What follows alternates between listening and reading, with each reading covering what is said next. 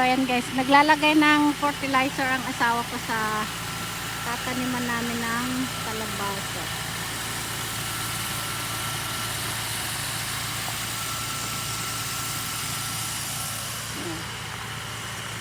Dito lang sa tabi ng mga greenhouse namin.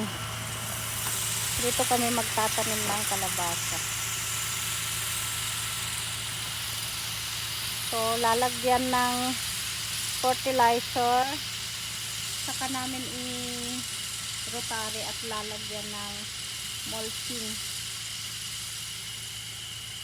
Tapos yung bago kami mag-mulching guys, yung line ng lalagyan namin ng mulching, lagyan din namin ng fertilizer. Ayan, so 1 week na lang magtatanim na kami ng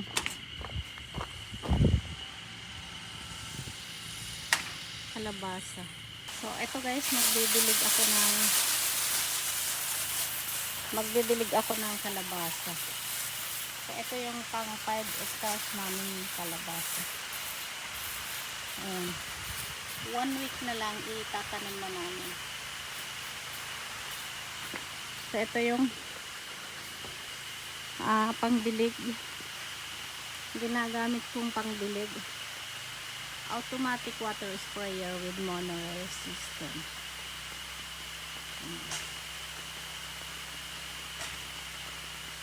So araw-araw na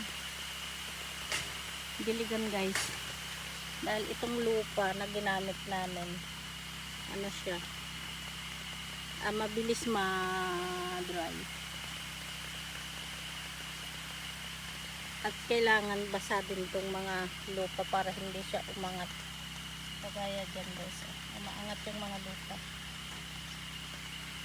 pagka hindi gaanong basa na lalabas yung kalabasa.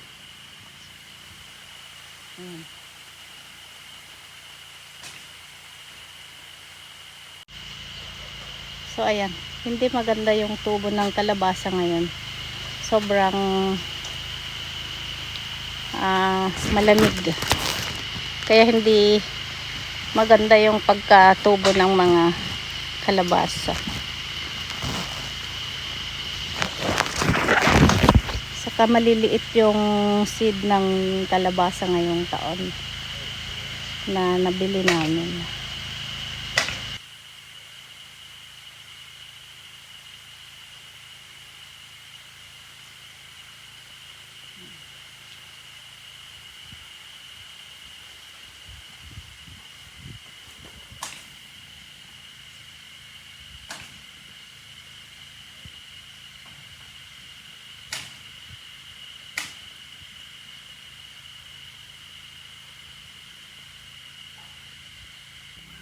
Ito yung binili kong